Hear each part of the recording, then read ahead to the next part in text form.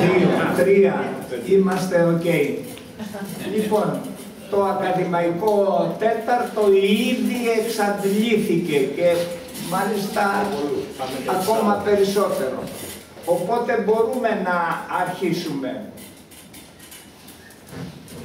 Λοιπόν, κυρίες και κύριοι, αγαπητοί φίλοι, το Έτερον, Ινστιτούτο για την Έρευνα και την Κοινωνική Αλληλεγγύη και ο εκδοτικός οίκος η Διέπεια σας καλωσορίζουν στην παρουσίαση του νέου βιβλίου του αγαπητού φίλου μου και αξιόλογου συγγραφέα Μιχάλη Γιάννου Λέα με τον τίτλο «Έρος ο Αδύρυτος».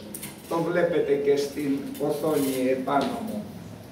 Πρόκειται για ένα εξαιρετικό μυθιστόρημα που από τις πρώτες σελίδες που αρχίζει κάποιος να διαβάζει, τον τραβάει, τον έλκει, έχει πολύ ενδιαφέρον και συνεχίζει την ανάγνωση. Βέβαια, για το βιβλίο θα μιλήσουν αξιόλογοι ομιλητές δίπλα μου και εγώ θα σας πω μερικά πράγματα για τον συγγραφέα μας, τον Μιχάλη, για να γνωρίσετε ποιος είναι ο άνθρωπος αυτού του πονήματος. Ο Μιχάλης, ο Γιαννουλέας, γεννήθηκε στον Πειραιά. Είναι απόφοιτος της Ιωνιδίου προτύπου σχολής, πτυχιούχος του μαθηματικού τμήματος του Εθνικού Καποδιστριακού Πανεπιστημίου Αθηνών και κάτοχος μάστερ και διάφορα άλλα. Διετέλεσε επί εξαετία ανώτερος τέλεχος οργάνωσης και προγραμματισμού στην Ελληνική Αεροπορική Εταιρεία, την ΕΑΒ, και από το 1987 ασχολήθηκε με την επαγγελματική εκπαίδευση και κατάρτιση με εξειδίκευση στους τομείς ανάπτυξης των ανθρώπινων πόρων. Κατά την τριετία 2010-2012 διετέλεσε εντεταλμένος σύμβουλος και γενικός διευθυντής στην Αγροτική Τράπεζα Ελλάδος. Πάλι ποτέ, τώρα πλέον δεν... Ναι, έχει πιστοποιηθεί ως σύμβουλος εκπαίδευσης και εκπαιδευτής στην Αγγλία και στην Αμερική. Έχει μακρόχρονη διδακτική εμπειρία σε προγράμματα επικοινωνίας, συμπεριφοράς, διοίκησης, ηγεσίας και εκπαίδευσης εκπαιδευτών σε οργανισμούς και επιχειρήσεις. Μεταξύ των έργων του, των βιβλίων του, 1. Βασικές αρχές επικοινωνίας στην εκπαίδευση. 2. Ούτε θύμα ούτε θήτης, με αυτοεπιβεβαιωτική συμπεριφορά. Πολύ ενδιαφέρον. 3. βιβλίο, συμπεριφορά και διαπροσωπική επικοινωνία στον εργασιακό χώρο. 4. η επικοινωνία μέσα και έξω από τον εργασιακό χώρο. Και αυτό πολύ ενδιαφέρον, όπως και τα προηγούμενα. Η πρόκληση της αλλαγής, βασικές αρχές διοίκησης ανθρώπινου δυναμικού, κάθε μέρα ηγέτης, η άχρονη αναζήτηση του έρωτα και φτάσαμε στον έρωτα τον αδύρυτο.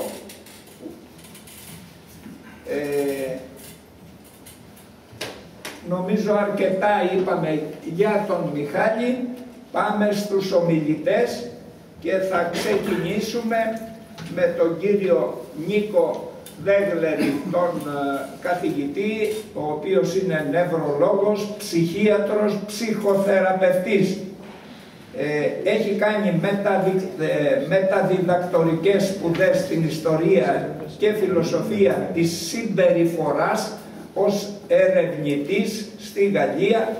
Στην προσέγγιση του, ιδίως στη θεραπεία σχέσεων ζεύγους και οικογένειας, ακολουθεί την υπαρξιακή ανάλυση του μέντορα, του καθηγητή και συγγραφέα Ήρβιν Γιάλο. Ο κύριος Δέγλερης διευθύνει το Ιατρείο Ψυχικής Υγείας της Ακαδημαϊκής Κοινότητας στο Πανεπιστήμιο Πειραιώς. Κύριε Δέγλερη, έχετε το λόγο. Ευχαριστώ πολύ, κύριε Πρόεδρε.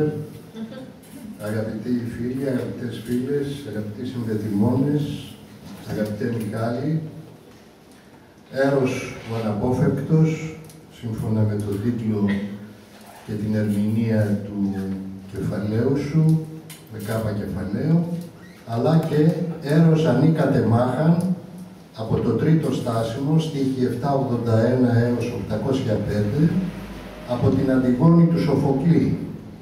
Μια τραγωδία που συμπυκνώνει αρμονικά, αν και επιπολύς αντιθετικά, τα ορμένφυτα του έρωτα και του θανάτου. Ορμένφυτα είναι τα εξευγενημένα ένστικτα, σύμφωνα με την κλασική φροηδική ψυχανάλυση. Το συγκεκριμένο διάσημο στάσιμο είναι ένα τραγούδι που ερμηνεύεται από τη χοροδία της ορχήστρας, ουσιώδες συνδετικό στοιχείο για την περαίωση της πλοκής του έργου. Άρα τι είναι ο έρωτας? Είναι η επιθυμία μας και μόνο? Ή μήπως είναι η προβολή μιας δικιάς μας ψευδαίσθησης πάνω σε κάποιο άτομο που εμείς επινοήσαμε? Ο Σέξπιρ στη 12η νύχτα επιμένει ότι δεν μπορεί να θεωρηθεί πάθος το υπολογισμένο πάθος. Το πάθος μας δεν είναι παρά η ερωτική θυσία για κάποιον που δεν τη χρειάζεται, μια πάλι, μια μάχη, ένας αγώνας για κάποιον που εμείς θα πιστεύαμε ότι βλέπουμε ακόμα κι αν εκείνος δεν θα είναι ποτέ εκεί.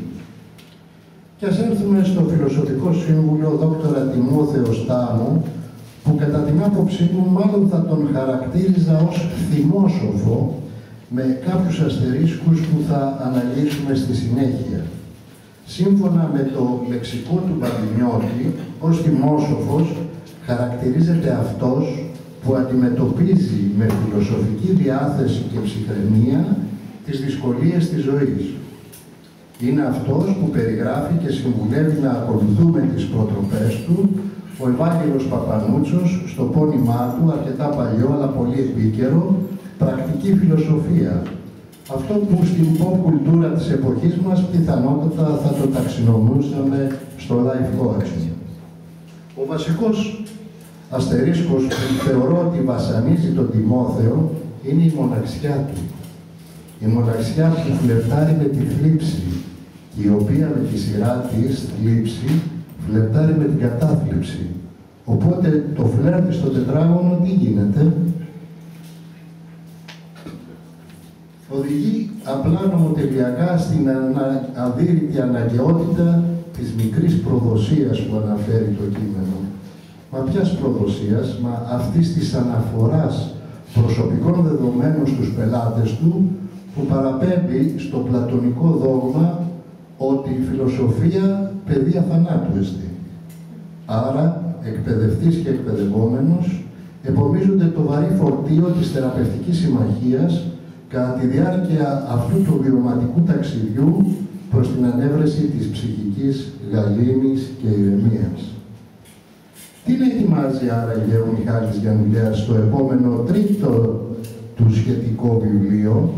Δεν βγάζω είδηση, όπως θα έλεγε και ο πρόεδρος της ΕΣΥΑ, απλά διαρωτώ με, αν το έρος ο αντίρρηκτος μπορεί άνετα να θεωρηθεί ως πρακτική φιλοσοφία του έρωτα, θα τον παρότρινα να ασχοληθεί με το διαχρονικό ζήτημα του αγοραίου έρωτα, σε όλες του τις εκφάνσεις.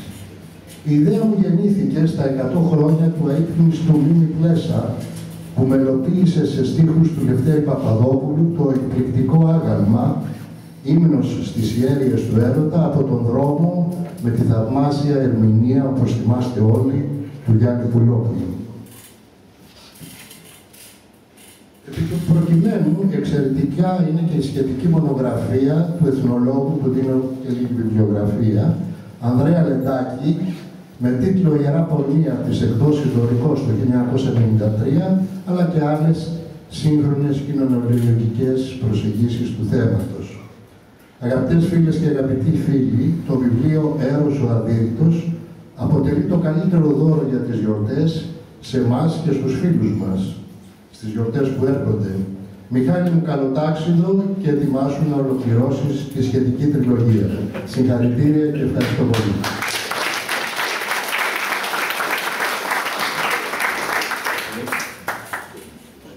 Ευχαριστούμε πολύ τον κύριο Δέγλερη για την σύντομη αλλά ουσιαστική ομιλία του και πάμε να διαβάσουμε ένα απόσπασμα, το πρώτο απόσπασμα από το βιβλίο. Θα το διαβάσει ο κύριος ο Γιάννης ο Σίνης, συνθέτης, στιχουργός, οικονομολόγος, συγγραφέας, κιθαρίστας, υπεύθυνος μάρκετινγκ στον αθλητικό όμιλο Νέας Μύρνης, Μήλων, στο Μήλωνα. Λοιπόν, σ' ακούμε Γιάννη. Ο Τιμόθεος την άκουγε σκεφτικός. Πώς άραγε να της εξηγούσε ότι μερικές φορές με το πρώτο βλέμμα μας κατακλείζει η αίσθηση ότι ένα άλλο άτομο που ίσως ούτε το όνομά του δεν γνωρίζουμε είναι η αδελφή ψυχή μας. Είναι κάτι που δεν έχει σχέση με τη λογική. Παγιδευόμαστε από εικόνες, μια έκφραση του προσώπου, μια κίνηση των χεριών, ένα χαμόγελο, το σχήμα των χιλιών, λεπτομέρειες που για ένα τρίτο πρόσωπο είναι ασήμαντες, όχι όμως και για τον ερωτευμένο. Προφανώς η Εύα τότε δεν φανταζόταν ότι θα παντρευόντουσαν, θα πάλευαν για χρήματα, για επαγγελματική καταξίωση, πιθανώς αποκτούσαν παιδιά, θα αγαπούσαν και θα μισούσαν ο ένας τον άλλον, θα ένιωθαν ανία κατά διαστήματα και πολύ πιθανόν θα έκαναν εξωσυζυγικές σχέσεις. Διέκοψε τις σκέψεις του και τη ρώτησε με λύχια. Μιλήχια. Ωραία. Τι νομίζετε ότι τον έσπρωξε στην αληστεία? Εσείς είσαστε ευτυχισμένοι στο γάμο σας? Δεν το απάντησε αμέσως. Το ύφος της απέπνεε ταυτόχρονα προβληματισμό και επιφυλακτικότητα. Τελικά πήρε μια βαθιά ανάσα και του είπε: η αλήθεια είναι ότι δεν ένιωθα ευτυχισμένη, όπως στην αρχή του γάμου μας. Με το πέρασμα των χρόνων αντιλαμβανόμουν ότι δεν ανταποκρινόμουν στις προσδοκίες του, ούτε αυτός άλλωστε στις δικές μου. Αλλά δεν καταλάβαινα πώς έτσι απομακρυνόμαστε σταδιακά. Εμείς που λέγαμε ο ένας τον άλλο τα πάντα και ήμασταν συνέχεια μαζί. Και ορίστε, ειδού το αποτέλεσμα. Φτάσαμε στο σημείο να με απατήσει. Ο Τιμόθεος χαμογέλασε με κατανόηση στο άκουσμα του συμπεράσματός της. Πολλές φορές συμβαίνει και αυτό. Η εμπλοκή ενός τρίτου προσώπου σε ένα ζευγάρι είναι μια ξαφνική και άμεση αλλαγή. Όμως οι σχέσεις των ζευγαριών βαλτώνουν συνήθως λόγω των σταδιακών αλλαγών που φέρνει η καθημερινή συμβίωση. Σταδιακές αλλαγές που δεν γίνονται άμεσα αντιληπτές, αλλά φθήρουν τη σχέση δραματικά σε βάθος χρόνου.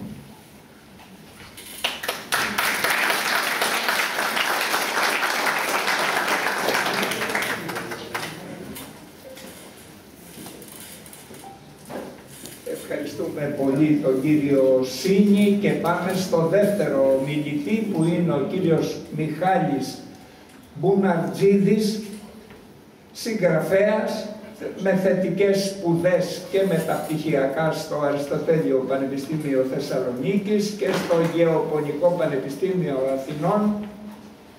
Παρά τα αυτά όμως, η αγάπη για τα κλασικά γράμματα και κυρίως για την ιστορία δεν τον άφησε ποτέ. Εργάστηκε στη βιομηχανία και στην αγροτική τράπεζα και στην ΑΤΕ, από την οποία αποχώρησε το 2007. Έχουν εκδοθεί 4 βιβλία ιστορικά μυθιστορήματα από το 2010 μέχρι το 2023. Ευχόμαστε τα 4 να γίνουν 14 και 24, αγαπητέ Μιχάλη. Λοιπόν, έχεις το λόγο, Μιχάλη.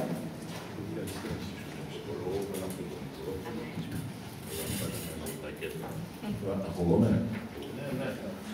Καταρχάς, τα Ιωθώτα, να ευχαριστήσω τον Μιχάλη. Με φώναξα. Να δηλώσω ότι το θεωρώ τιμή αυτό που έκανε και εμένα. Και να ευχηθώ να πάει καλά. Και τώρα το κείμενο, γιατί απ' έξω δεν μπορώ. Ακούγομαι καταρχάς. Καλύτερα να τα διαβάζουμε, γιατί εγώ ξέρω από το δικό μου τον κόσμο, από τους δημοσιογράφους και από τους πολιτικούς. Άμα πιάνουμε το μικρόφωνο, ξεχνάμε να το αφήσουμε. Και λέμε και τίποτα στα άλλα. Και ο κόσμος ας βαρυγομάει, ας αγχώνεται κάτω, δεν δίνουμε σημασία. Γι' αυτό πάντα σύντομα. Όσοι ασχολιόμαστε με τα βιβλία διαβάζοντάς τα, είμαι σχεδόν βέβαιος πως όταν τυχαίνει να πέσει πάλι στα χέρια μας το οποιοδήποτε λόγο, ένα βιβλίο που διαβάσαμε πριν από καιρό, λιγότερο ή περισσότερο, αυτόματα να τρέχουμε στην μνήμη μας να βοηθήσει να θυμηθούμε τι γράφει μέσα.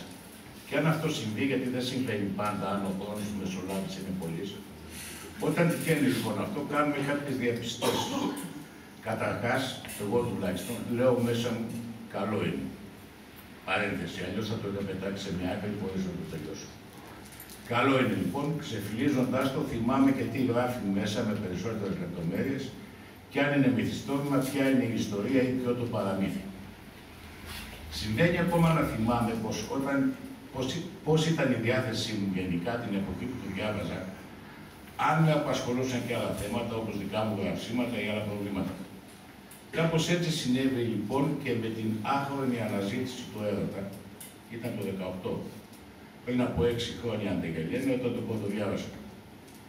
Είναι ένα παραμύθι της σύγχρονης εποχής, ένας άνδρας, μια γυναίκα, μια άλλη γυναίκα από παλιά. Αν δεν είναι μόνο παραμύθι και έχει να κάνει με βιώματα, δεν το ξέρω, ούτε με βασάνισε τότε. Όπως και δεν ασχολήθηκα καθόλου να μάθω κάτι για το τι είναι ο φιλοσοφικός σύμβουλος. Μια και ο Τιμόθεος, ο φιλοσοφικός σύμβουλος δηλαδή, εμφανίζεται μόνο σαν όνομα σε μια από τις πρώτες σελίδες, λίγο μετά σαν πινακίδα έξω από το γραφείο του και στην εξέλιξη της ιστορίας να συζητάει στις συνεδρίες όπου εμφανίζεται σαν ο φιλόσοφος. Θα μπορούσα βέβαια και τότε να το ψάξω, αλλά δεν με απασχόλησε ιδιαίτερα. Έπειτα από 6 χρόνια, δηλαδή αυτές τις μέρες, ανοίγοντας τον έρωτα τον αβίρητο, είδα την ιστορία να ξεκινάει από το γραφείο του. Είναι αρκετά άδεια αυτή η περίοδος για μένα, εννοώ χωρίς κάτι ιδιαίτερο να με βασανίζει ή έστω να γεμίζει τον χρόνο μου, πέρα από την ευθύνη να γράψω και να πω μερικές σωστές λέξεις για το βιβλίο. Έτσι, για αρχή, αποφάσισα να καταφύγω στο διαδίκτυο, ήταν φυσικό.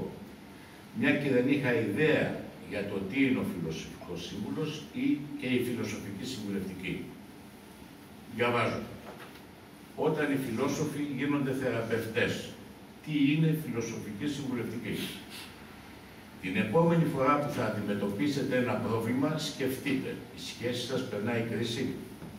Θέλετε να αλλάξετε καριέρα ή μήπως δεν μπορείτε να αντέξετε την ιδέα ότι οι γονείς σας μεγαλώνουν και μια μέρα δεν θα είναι δίπλα σας. Δεν θα ήταν τέλειο αν κάθε φορά αντιμετωπίζατε ένα πρόβλημα, ένα πάνελ με τους σημαντικότερους φιλοσόφους να εμφανίζονταν ξαφνικά και να σας καθοδηγούσε.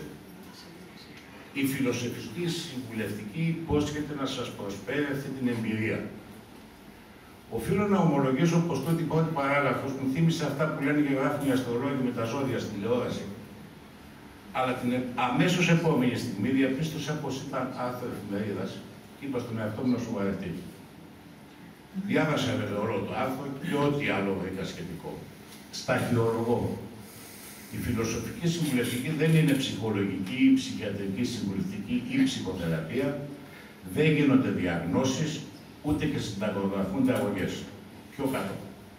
Η πρώτη επαφή των περισσότερων με τη φιλοσοφική συμβουλευτική είναι με το βιβλίο Πλάτωνας, όχι Πρόζακ, του ακαδημαϊκού Λου Μαρίνοφ. Μαρίνοφ είναι Μιχάλη. Το βιβλίο, ναι. Το βιβλίο τονίζει πως η φιλοσοφική συμβουλευτική δεν πρόκειται για ψυχοθεραπεία ή ψυχανάλυση. Παρακάτω όμως διαβάζω. Είναι μια προσπάθεια επανασύνδεσης της ψυχολογίας με τις ρίζες της. Σε άλλο σημείο. Σε μια συνεδρία με ένα φιλοσοφικό ψυχολόγο ή σύμβουλο μοιράζεστε το πρόβλημα που σας απασχολεί. Και υπό μία έννοια, μια συνεδρία με ένα φιλοσοφικό σύμβουλο μοιάζει με μια συνεδρία στον ψυχολόγο. Ακόμη, πολλοί παρακολουθούνται και από ψυχοθεραπευτή, χωρίς οι δύο αυτές θεραπευτίες να αλληλοαναιρούνται. Έγραψα πιο πάνω σταχυολογώ. Αυτά τα διάβασα, δεν τα φαντάστηκα. Χωρίς να είμαι βέβαιος, μια και είμαι άσχετος με τέτοια θέματα, βρήκα αντιφάσεις, τουλάχιστον με την πρώτη ματιά. Μετά από αυτά, έκανα καλύτερο να επικεντρωθώ στα λεγόμενα του Τιμόθεου στη ροή του μύθου, στο κάτω-κάτω για τον έρωτα τον αδύρυτο είναι η κουβέντα. Ήλπιζα να ξεκαθαρίσουν μέσα μου τα ερωτήματα που είχαν γεννηθεί. Παρένθεση. Νάτι είναι ένα καλό βιβλίο, το Θεία Σκέψη. Τελικά δεν έπεσα έξω, άρχισα να μπαίνω στο πνεύμα από τις πρώτες ακόμα σελίδες όταν ο Τιμόθεος ανατρέχει σε γεγονότα που συνέβησαν στα ενανικά του χρόνια και στην απόφασή του για ψυχική ανεξαρτησία, όπως το προσδιορίζει. Την εξέλιξη και την κατάληξη της προσωπικής του ιστορίας ουσιαστικά τη συνοψίζει σε μια λέξη, προδοσία. Και προς τα εκεί τείνει να οδηγήσει και την Εύα στην αντιμετώπιση και της δικής της ιστορίας και όλες από την πρώτη τους επαφή στο γραφείο του. Εδώ πιστεύω ότι πρέπει να σταθώ για λίγο. Ο Τιμόθεος ορίζει την προδοσία ως αθέτηση μιας συμφωνίας, φέρνοντας παραδείγματα από τους πρωτόπλαστους και από την Καινή Διαθήκη, από την άρνηση του Πέτρου, των ύπνων των μαθητών και τον Ιούδα. Σε αυτό το σημείο ακριβώς, επειδή λειτουργήσε σαν ερέθισμα, εκφράζω την άποψή μου ότι δηλαδή η έννοια της προδοσίας προσδιορίζεται είτε από το αξιακό σύστημα του καθένα ή της καθεμιάς, είτε από το κοινωνικό ή θρησκευτικό του στάτους. Μπορεί ο Τιμόθεος ή η Εύα να θεωρούν προδοσία την απιστία του ερωτικού συντρόφου. Αλλά σκέφτομαι, σαν παράδειγμα την ίδια στιγμή, την τέταρτη κατά σειρά σύζυγό ενός εύπορου μουσουλμάνου και υποθέτω πως δεν θα νιώθει προδομένη αν ο σύζυγός της κοιμήθηκε με την προηγούμενη νύχτα με την πρώτη κυρία. Στις μουσουλμανικές χώρες που ισχύει ο θεσμός της πολυγαμίας, οι εύποροι μουσουλμάνοι είναι πολλοί, οπότε φαντάζομαι πως αυτόματα περιορίζει το αριθμό όσων θα κατέφεραν σε ένα φιλοσοφικό σύμβουλο, τουλάχιστον για τέτοια θέματα. Υποθέτω πως κάτι αντίστοιχο θα συμβαίνει και στις κοινωνίες των Μορμόνων. Απλώς τα παραθέτω αυτά σαν παράδειγμα για να στηρίξω την άποψη που διατύπωσα από πάνω. Θα μείνω ακόμα λίγο πάνω σε αυτό, αφού διαπιστώνω πως τα πρόσωπα της ιστορίας στο βιβλίο, σε ό,τι αφορά την παιδεία και την εκπαίδευσή τους, βρίσκονται αρκετά πάνω από το μέσον όρο και δραστηριοποιούνται επαγγελματικά στον τομέα των υπηρεσιών. Κανένας δεν είναι σιδεράς, καμιά δεν είναι μοδίστρα, και εννοείται πως δεν θέλω να υποτιμήσω κανέναν τους. Προσπάθησα να εμφανιστώ έναν κτηνοτρόφο, έναν οικοδόμο, μια αγρότησα, μια καθαρίστρια, όσο και αν υποψιάζονται ή ξέρουν πως ή η σύντροφος κάνει απιστίες, να καταφεύγει στο φιλοσοφικό σύμβουλο για να βοηθηθεί στην αντιμετώπιση των προβλημάτων που ανακύπτουν. Το πολύ στους δικηγόρους στην αστυνομία, αν τα όρια που έχουν θέσει ξεπεραστούν. Ειδικά στις μέρες μας βλέπουμε αρκετές ακραίες καταστάσεις. Με αυτό θέλω να καταλήξω στο ότι ο κύκλος των πελατών του Φιλοσοφικού Συμβούλου περιορίζεται κι άλλο, τουλάχιστον στον τόπο μας. Δεν ξέρω τι γίνεται αλλού. Βέβαια, αυτά δεν έχουν ιδιαίτερη σημασία για την ανάγνωση του μύθου, απλώς είναι οι σκέψεις που μου προκάλεσε. Προχωρώντας σελίδα-σελίδα, διαβάζοντας αυτά που λέει στη συνεδρία ο Τιμόθεος και στον Ορφέα, που μας εμφανίζεται ξανά μαζί με τη Σάρα και την Ευεδίκη από την άχρονη αναζήτηση του έρωτα, ο νους μου πήγε θέλοντας και μη στην ελληνική μυθολογία, όπου η πορεία του ανθρώπου καθαριζόταν από τις μοίρες, την άνθρωπο, τη λάχιαση, την κλωθό, που στα χέρια τους κρατούσαν μια λεπτή κλωστή, η οποία συμβόλιζε την ανθρώπινη ζωή, το πόσο εύθραυστη και αδύναμη είναι, σαν κλωστή. Διαβάζω παρακάτω στον ορισμό του Αποντινά, η λέξη μοίρα εκτηρίζεται στο ρήμα μύρωμε, που σημαίνει παίρνω μερίδιο, συμμετέχω. Δηλαδή η μοίρα είναι η μερίδα που έχει ο άνθρωπος στη ζωή και ένα μικρό ή μεγάλο κομμάτι που το αντιστοιχεί από τη μοιρασιά της ζωής. Κάποιες λεπτομέρειες παραπάνω για τις μοίρες με οδηγούν πίσω στο βιβλίο, στις αναλύσεις του Τιμόθεου. Η άνθρωπος ήταν η μοίρα η οποία συμβόλιζε αυτά με τα οποία γεννιέται κάποιος και δεν μπορεί να τα αλλάξει. Είναι η πρίκα που σέρνει μαζί του, η κληρονομιά, κατά μία έννοια το DNA που δεν μεταβάλλεται. Είναι ο τρόπος που μεγάλωσε, είναι οι γονείς του. Κάπου τους αναφέρει και ο Τιμόθεος. Είναι το περιβάλλον στο οποίο έζησε και το οποίο διαμόρφωσε σε μεγάλο βαθμό τον ψυχισμό του. Η άνθρωπος επίσης ήταν η μοίρα η οποία χωρίς δισταγμό και με άσπλαχνο τρόπο έκοβε το νήμα της ζωής. Ο συμβολισμός είναι ιδιαίτερος ισχυρός. Τα αμετάπλητα που κουβαλάμε μέσα μας, τα ματαιωμένα και τα αποθυμένα, θα καθορίσουν στο μεγαλύτερο ποσοστό την πορεία μας. Θα αποτελέσουν τον παρονομαστή των επιλογών μας. Θυμάμαι πάλι εδώ τους αριθμητές και τους παρονομαστές του Τιμόθεου. Η λάχιστης αντιπροσώπευε όσα θα τύχουν κατά τη διάρκεια της ζωής του ανθρώπου, αυτά που έφεραν οι συγκυρίες. Τα γεγονότα εκείνα που χαράσουν το ψυχικό του κόσμο και τα οποία δεν μπορεί κάποιος να αποφύγει.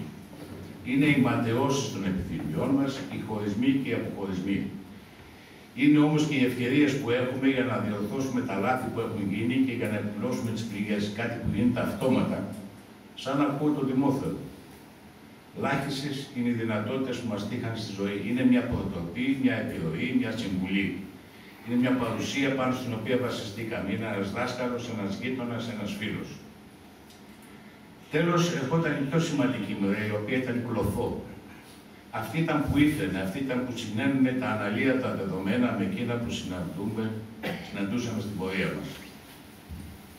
Αν αυτό που δεν αλλάζει, από αυτό που δεν αλλάζει και από αυτό που μπορούμε να αλλάξουμε, προκύπτει μια καινούργια ευκαιρία, μια καινούργια διαδρομή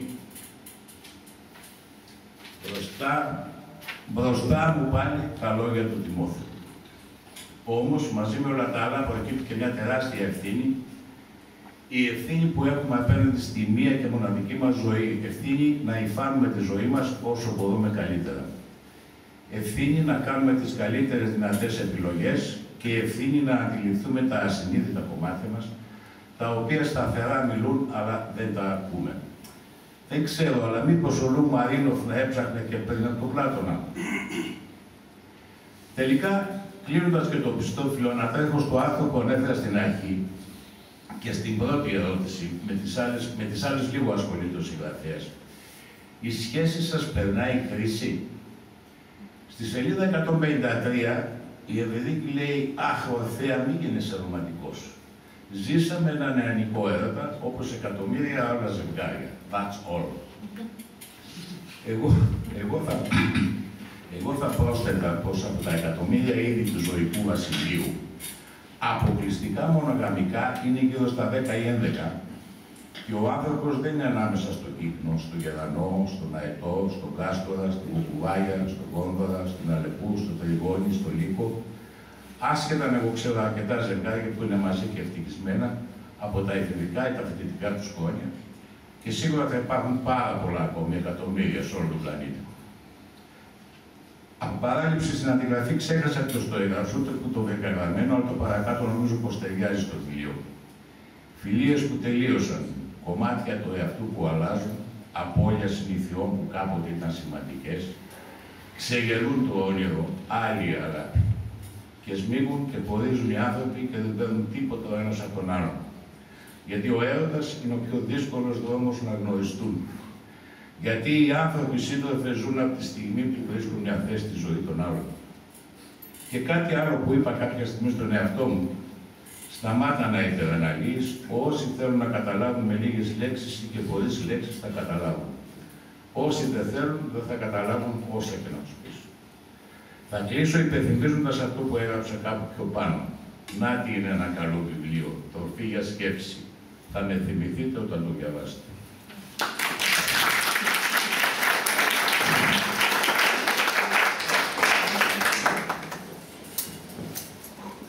Σε ευχαριστούμε πολύ και τον κύριο Μπουναρτζίδη. Πολύ η ομιλία, πάρα πολύ καλή και έβγαζες... Χαίρομαι. Βέβαια. Πολύ.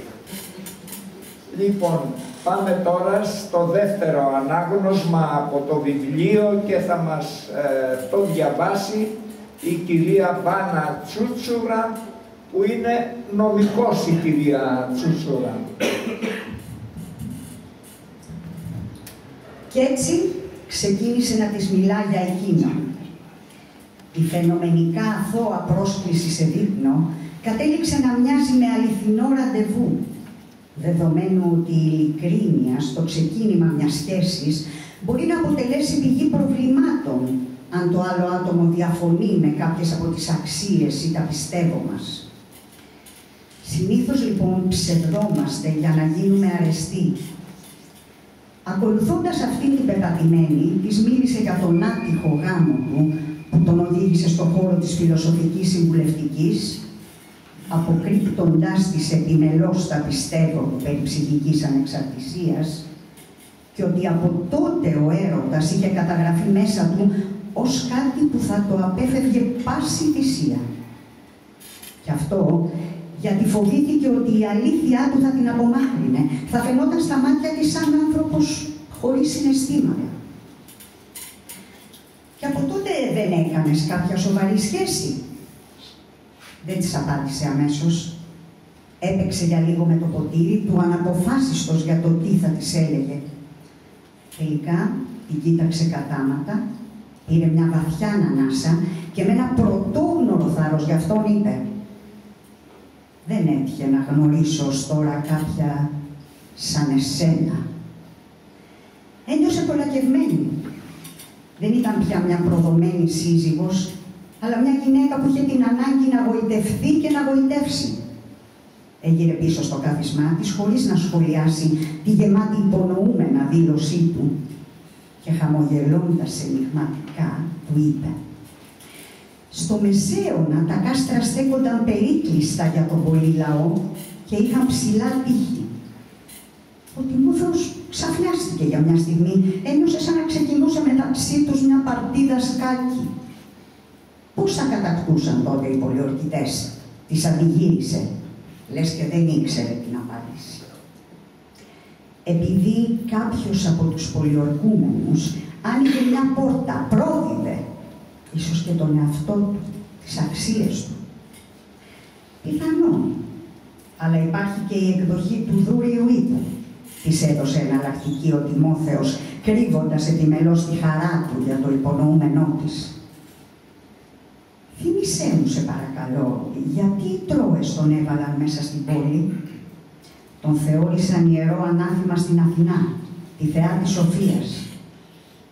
«Ποιος ξέρει, ίσως στην περίπτωσή μας, εσύ που διαθέτεις τη Σοφία, να γίνεις ο Δούριος ύπος μου», του απάντησε και το κοίταξε ενιγματικά με τα καστανοπράσινα μάτια της.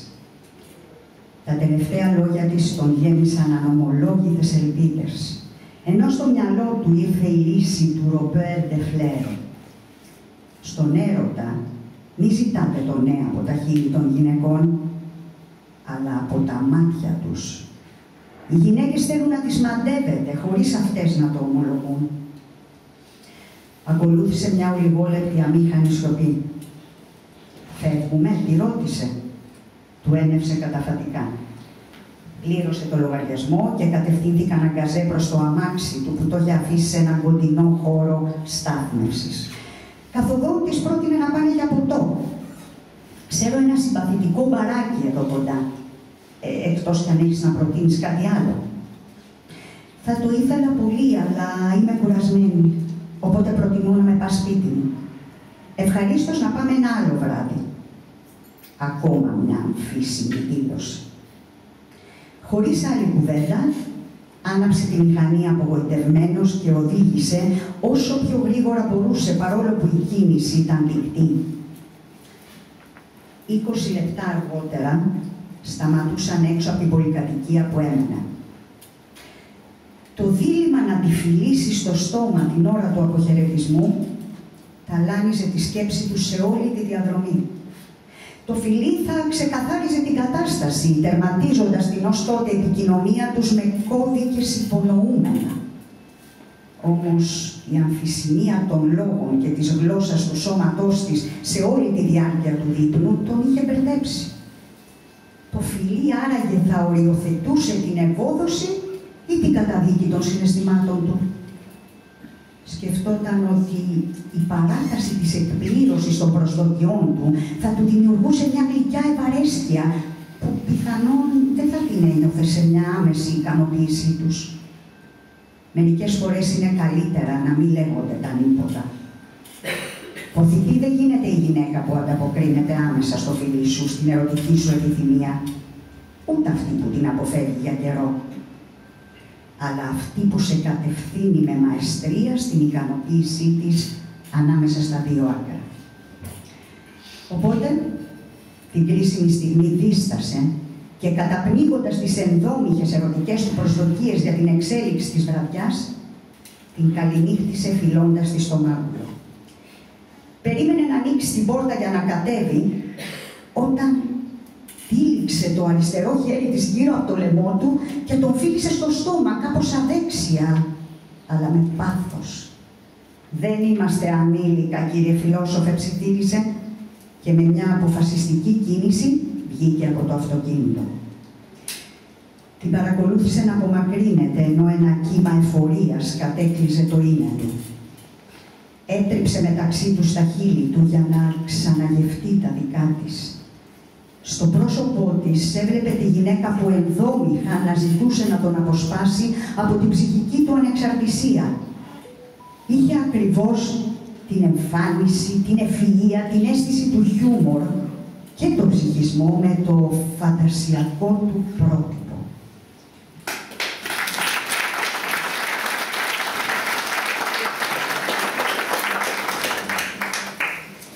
Ευχαριστούμε πολύ και την κυρία Τσούτσουρα. Πάμε στον τρίτο και τελευταίο μιλητή, που είναι ο συνάδελφός μου, ο Θανάσης Παντές, δημοσιογράφος, ποιητής. Είναι συνεργάτης ο Θανάσης περιοδικών, εφημερίδων κλπ. Έχει εκδώσει 4 ποιητικές συλλογές και μια ανθολογία μεσήνιων ποιητών. Θανάση, σ' ακούμε, έχεις το λόγο. Ευχαριστώ κύριε συνάδελφε. Θα επιδιώξω να είμαι πολύ σύντομος. Θέλω να ευχαριστήσω επίσης τον Μιχάλη που με κάλεσε να είμαι σήμερα εδώ σε αυτό το πάνελ. Θέλω να σας πω ότι όταν αρχές καλοκαιριού πήρα στα χέρια μου το βιβλίο αυτό, ο τίτλος και μόνο μπορώ να σας πω ότι με τριγκάρισε να διαβάσω ένα βιβλίο που δεν θα ήταν απλά και μόνο ένα μυθιστόρημα, όπως ανέφερε στον τίτλο, αλλά κάτι πολύ περισσότερο. Διαπίστωσα εξ αρχής από τις πρώτες κιόλας σελίδες ότι ήταν κάτι περισσότερο από ένα μυθιστόρημα.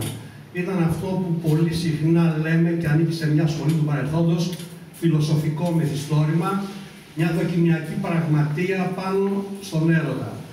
Νομίζω ότι η προσπάθεια του Μιχάλη να αποδώσει όσο το δυνατόν πιο πιστικά την προσέγγιση του στο φαινόμενο αυτό, με το βιβλίο του δίνει μια εξήγηση πολύ σημαντική και το κυριότερο, πολύ κατανοητή από ανθρώπους που δυσκολεύονται να διαβάσουν ένα βαρύγδουπο δοκίμιο. Η γραφή του Μιχάλη είναι άμεση. Είναι αυτό που λέμε στη δημοσιογραφία αρέουσα γραφή. Το βιβλίο διαβάζεται απνευστή, μπορώ να σας το βεβαιώσω. Την πρώτη φορά που το διάβασα αρχές καλοκαιριού, το διάβασα μέσα σε ένα μεσημέρι. Και επίσης σήμερα που το ξαναδιάβασα, το διάβασα το ίδιο γρήγορα, χωρίς να με κουράσει καθόλου. Αυτό είναι 2 αναγνώσεις σε ένα πρώτο επίπεδο. Από εκεί και πέρα όμως, το βιβλίο μας παρακινεί για να σκεφτούμε. Είναι αυτό που εύστοχα οι προηγούμενοι ομιλητές ανέφεραν, δίνει τροφή για σκέψη. Και μόνο η παράθεση σημαντικών αποσπασμάτων από τον Μιχάλη μας παρακινεί να διερευνήσουμε περισσότερο, όχι μόνο τις δικές του προσπάθειες να προσεγγίσει το φαινόμενο του έρωτα μέσω των ηρώων του, αλλά και πώς τελικά σκέφτονται οι ήρωές του. Θεωρώ ότι ο Τιμόθεος και ο Ορφέας, τα 2 βασικότερα πρόσωπα του βιβλίου, ενδεχομένως να είναι και το ίδιο πρόσωπο. Αυτό δεν μπορώ να το ξέρω εγώ, ο συγγραφέας το γνωρίζει. Θεωρώ ότι ο τρόπος που ο Μιχάλης προσέγγισε τους ήρωές του ξεφεύγει από τα όρια αυτού που έχουμε συνηθίσει να λέμε μυθιστόρημα. Δεν είναι ακριβώς μυθιστορηματικοί ήρωες, παρόλο που είναι φανταστικά πρόσωπα, ωστόσο η πραγματική τους υπόσταση υφίσταται. Έχω την αίσθηση, ακούγοντας και τον κύριο Δέγκλερ προηγουμένως, με τα όσα είπε, έκανα τη σκέψη ότι ενδεχομένως ο Τιμόθεος να έχει κάποια σχέση, θα την πω, κάποια κοινά σημεία με τον κύριο Δέγκλερ. Αυτό που μπορεί να το ξέρει μόνο ο Μιχάλης. Αλλά το σημαντικότερο δεν είναι αυτό. Κατά τη γνώμη μου, το βιβλίο αυτό έχει ένα πλεονέκτημα που για μένα με παρακινεί κάθε φορά που το διαβάζω να στέκομαι σε συγκεκριμένα σημεία και να συγκινούμε. Το βιβλίο για μένα διαβάζεται σαν ένα ποίημα. Σαν ένα ποιητικό έπος του έρωτα. Δεν θέλω να θεωρηθεί υπερβολή αυτή η προσέγγιση, αλλά νομίζω ότι με αυτόν τον τρόπο μπορεί κανείς να διαβάσει και πίσω από τις λέξεις και πίσω από όλα αυτά που υπονοεί και εννοεί ο συγγραφέας, για να φτάσουμε τελικά να σκεφτούμε και για να προβληματιστούμε άλλη μια φορά, χωρίς ωστόσο να υπάρχει οριστική απάντηση, τι είναι τέλος πάντων ο έρωτας. Χαίρομαι πολύ που ο Μιχάλης δεν δίνει απάντηση στο ερώτημα αυτό, παρόλο που επιμέρους επιχειρεί πολλές απαντήσεις να δώσει στα ερωτήματα που ο ίδιος θέτει και που υπάρχουν και πριν από αυτό και πριν από αυτό το βιβλίο και σίγουρα θα υπάρχουν και μετά. Και ακριβώς επειδή δεν δίνει καμία οριστική απάντηση, καθιστά αυτό το βιβλίο πολύ πιο σημαντικό από ό,τι ενδεχομένως θα μπορούσε κάποιος να σκεφτεί αν το έπαιρνε στα χέρια του και απλά και μόνο επιχειρούσε να του ρίξει μια γρήγορη ματιά και να μην το διαβάσει. Συνιστώ λοιπόν σε όλους σας, σε όσους δεν το έχετε ήδη, να το διαβάσετε αυτό το βιβλίο και όχι μόνο μια απλή ανάγνωση, που αυτό μπορεί να γίνει, γιατί το βιβλίο διαβάζετε πάρα πολύ εύκολα, αλλά να σταθείτε πολλές φορές στα επιμέρους σημεία του. Και σε τελική ανάλυση να προβληματιστείτε κι εσείς, όπως και όλοι μας, τι είναι τέλος πάντων ο έρωτας και πόσο καθοριστικός είναι ο ρόλος στη ζωή μας. Δεν νομίζω ότι χρειάζεται να πω κάτι άλλο, κύριε συνάδελφε. Ήμουν μέσα στον χρόνο, νομίζω. Ευχαριστώ πολύ και ευχαριστώ πολύ. Ευχαριστούμε πάρα πολύ και τον κύριο Παντέ. Επειδή κάποιοι θα κουραστήκατε λίγο, αν και δεν πέρασε πολύ χρόνος, είμαστε σύντομοι, αλλά όμως μια μουσική ανάσα χρειάζεται. Οπότε θα ακούσουμε δύο εξαιρετικούς καλλιτέχνες, το Γιάννη Τοσίνη που σας τον συνέστησα προηγουμένως και την Βιβί Σινογιάννη, τραγουδίστρια, στιχουργό και η οποία είναι και υπεύθυνη καταστήματος μεγάλου εμπορικού οίκου στην οδό Ερμού, η κυρία Σινογιάννη. Λοιπόν, βέβαια, πολύπλευρο ταλέντο. Θα σας απολαύσουμε.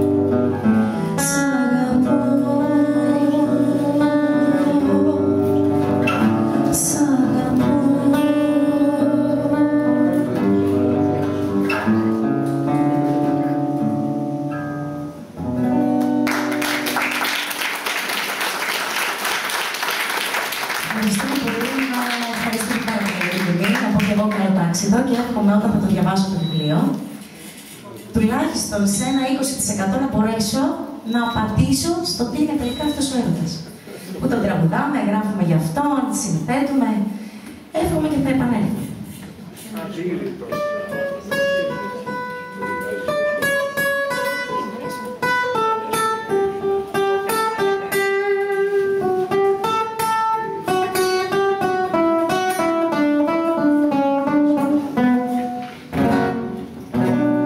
Μες στο φτηνό ξενοδοχείο και τα σεντόνια των πολλών, μέσα καθρέφτες δίχως μνήμη θα ξεκινήσουμε λοιπόν. Κλειστρούν τα όνειρα στον ύπνο όπως τα τρένα στο σταθμό και στην ανάσα σου γυρεύω κάποιο αρχαίο σκηνικό και στην ανάσα σου γυρεύω κάποιο αρχαίο σκηνικό. Ίσως φταίνε αφεκάρια που με τόσο μοναχή, νιώθω πως γερνώ τα βράδια και χρωστάω στη ζωή. Ίσως φταίνε τα φεγγάρια και πολύ με λένε τρελή, μόνο ψάχνω στα σκοτάδια μήπως κάτι δεν συμβεί. Ίσως φταίνε τα φεγγάρια, ίσως πάλι θες κι εσύ. Μια χτίδα φως, όχι, θα το παίξεις, με συγχωρείτε, θα το παίξεις, έκοψα.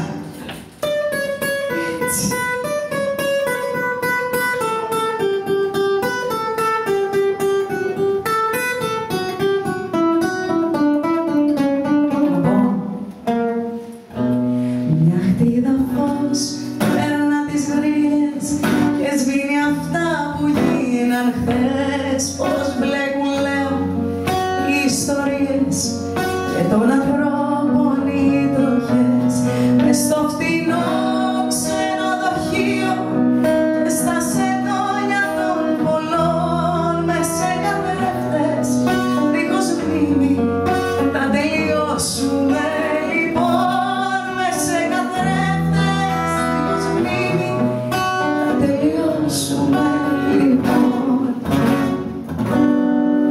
Ίσως φταίνε τα φεγγάρια που με τόσο μοναχή, νιώθω πως γερνώ τα βράδια και χρωστάω στη ζωή. Ίσως φταίνε τα φεγγάρια και πολύ με λένε τρελή, πολλό ψάχνω στα σκοτάδια μήπως κάτι δεν συμβεί.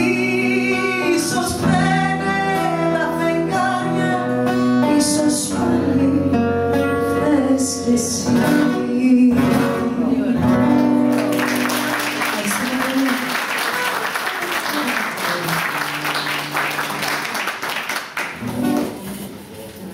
Νομίζω ολοκληρώσαμε σε πρώτη φάση. Θα ακούσουμε τους δύο καλλιτέχνες πάλι.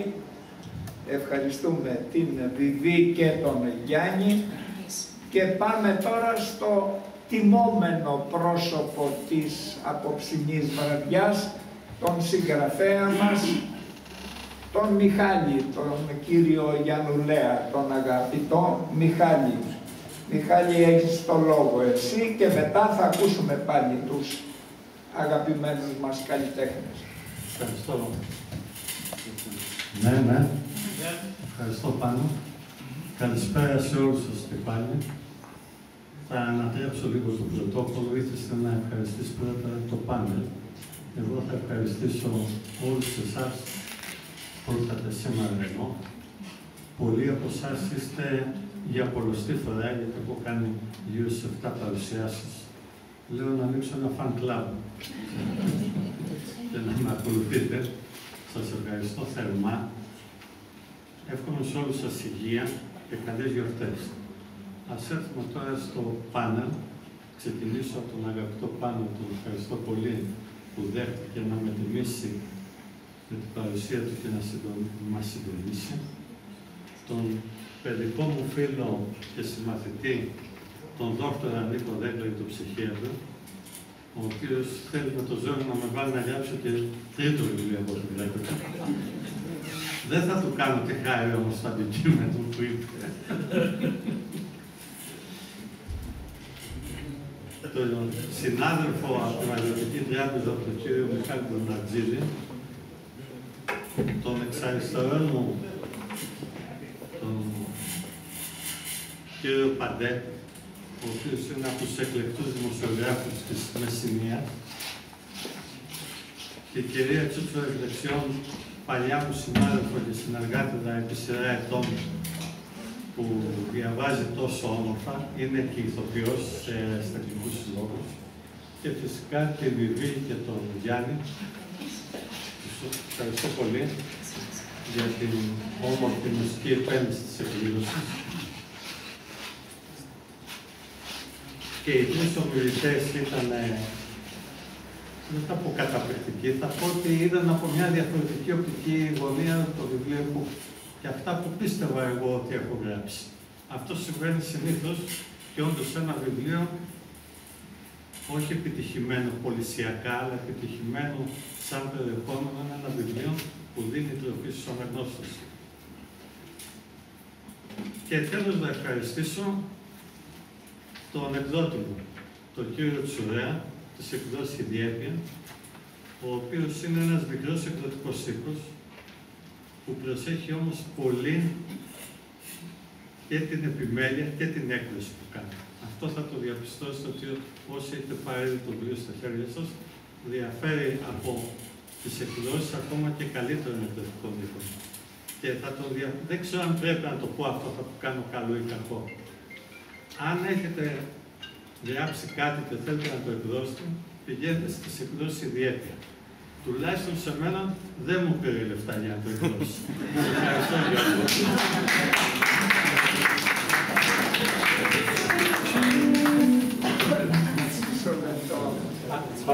Εάν κάποιος θέλει να κάνει κάποια ερώτηση, κάποια τοποθέτηση ή ό,τι άλλο, είμαστε στη διάθεσή σας και ο συγγραφέας και όλοι εμείς εδώ. Έχουμε και τα φώτα του μας. Λες και κάνουμε ανάκριση. Δεν βλέπω χέρι να σηκώνεται, Μιχάλη, ούτε από τη μια πλευρά, ούτε από την άλλη. Όχι, λάθος. Έχουμε λοιπόν. Πάτε, κάτσε να το ανοίξω. Είναι ανοιχτό, οπότε. Ευχαριστώ πολύ. Εκτιμώ, δεν υπήρξα ποτέ μου συγγραφέας, αλλά εκτιμώ ότι ο συγγραφέας κάποιου βιβλίου πρέπει να έχει ίσως κάποια ερεθίσματα προκειμένου να δημιουργήσει ένα θέμα και να το αναπτύξει μέσα από το βιβλίο του, είτε με μυθιστορηματικό τρόπο είτε με κάποιον άλλο τρόπο. Η ερώτηση λοιπόν είναι, το φίλο μου τον Μιχάλη τον οδήγησε κάποιο κίνητρο ιδιαίτερο, είχε κάποιο ερέθισμα προκειμένου να οδηγηθεί κάτι από το παρελθόν, κάτι ίσως από το μέλλον, δεν ξέρω. Εγώ γενικά το βάζω το ερώτημα. Ευχαριστώ πολύ. Αυτό ήταν. Θα ξεκινήσω λέγοντας, Θεόδωρε, θα απαντήσω πολύ καλή ερώτηση. Έτσι κάνουν συνεντεύξεις όταν τους ρωτάνε κάτι, είναι πολύ καλή ερώτηση. Δεν απαντάνε. Επειδή δεν είμαστε όμως πολιτικοί, από ό,τι θα θυμάστε εσύ και πολλοί συνάδελφοι που είναι εδώ από την Αγροτική Τράπεζα, επί σειρά ετών δίδασκα management και επικοινωνία στο εκπαιδευτικό μας κέντρο και είχα γράψει και τα προηγούμενα βιβλία που είπε ο κ. Σόβολος. Κατά τα τέλη της δεκαετίας του 90 στην Αμερική είχε γίνει της μόδας αυτά τα textbook, τα επιστημονικά όμως λίγο εκλαϊκευμένα βιβλία για τον κόσμο, να αρχίσουν οι Αμερικάνοι συγγραφείς να τα γράφουν υπό μορφή μυθιστορήματος. Βάζαν λοιπόν ένα αφήγημα μέσα για να γίνουν πιο κατανοητές οι έννοιες.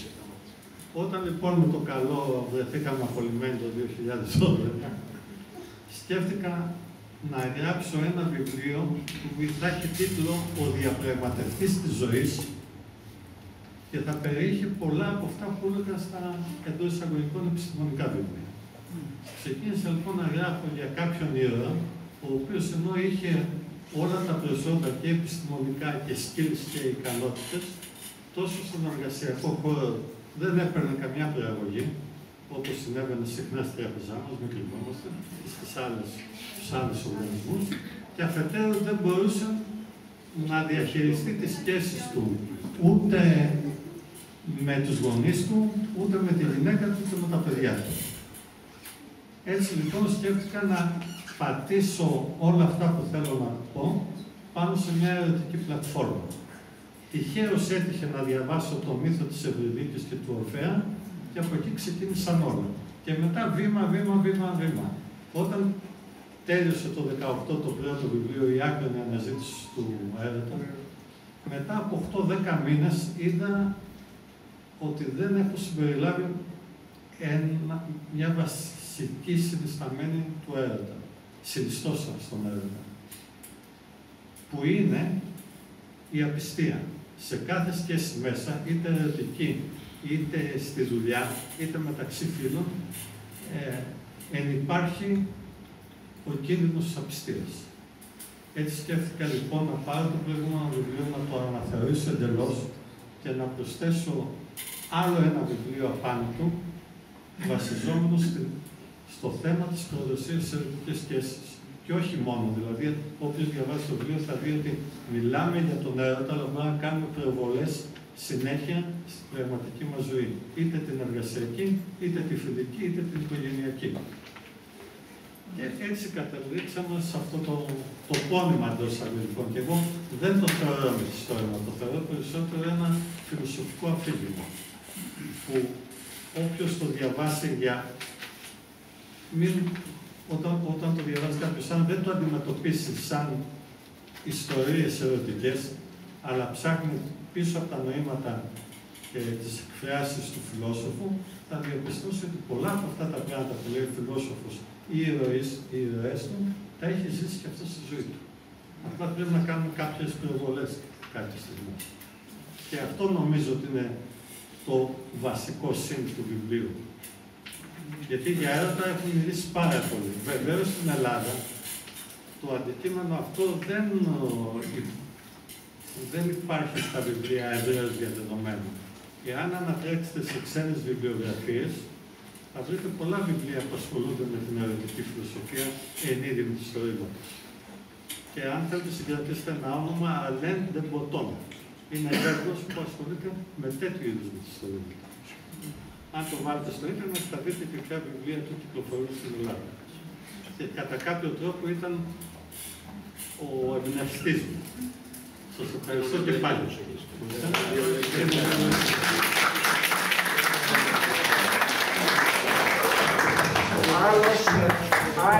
Άλλος ερώτηση, τοποθέτηση δεν βλέπω.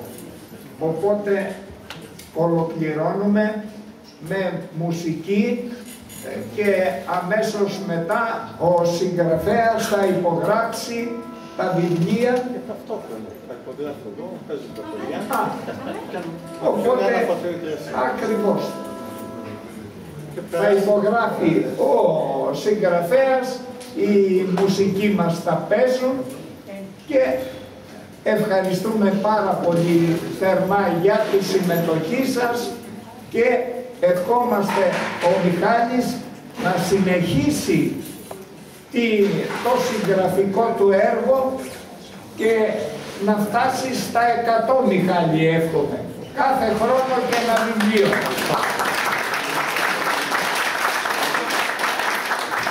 Όσο ακούμε τους μουσικούς, μπορούμε να πούμε και ένα ποτήρι κρασί. Είδατε εδώ, τα σκαλοπάτια πάνω. Είναι ο μπουφές. Ευχαριστώ πολύ και πάλι, να είστε καλά. Υγεία πάνω απ' όλα. Και μετά,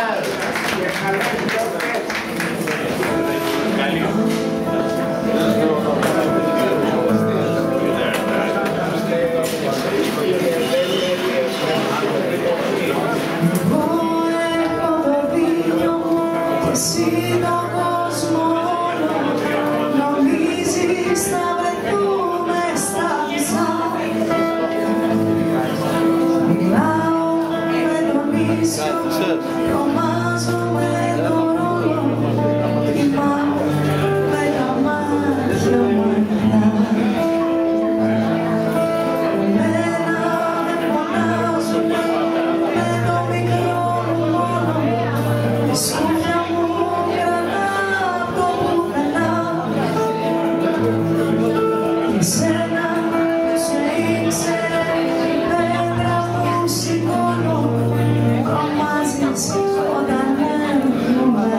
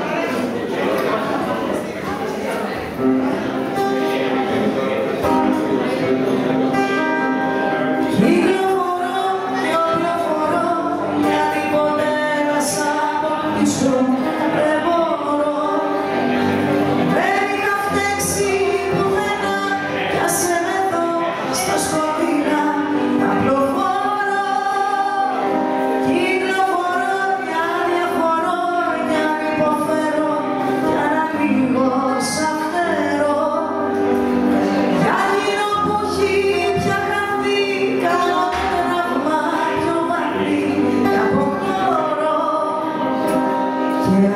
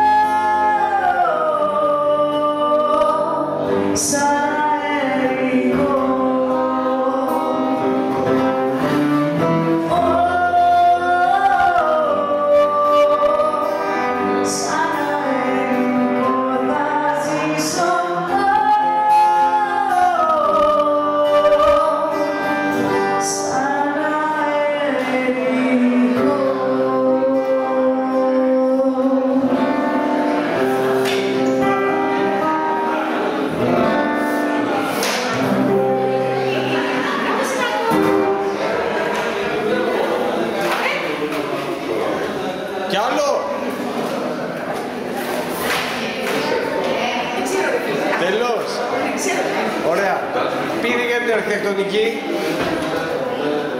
Για τις συναυλίες της αρχιτεκτονικής. 13 πηγαίνουν.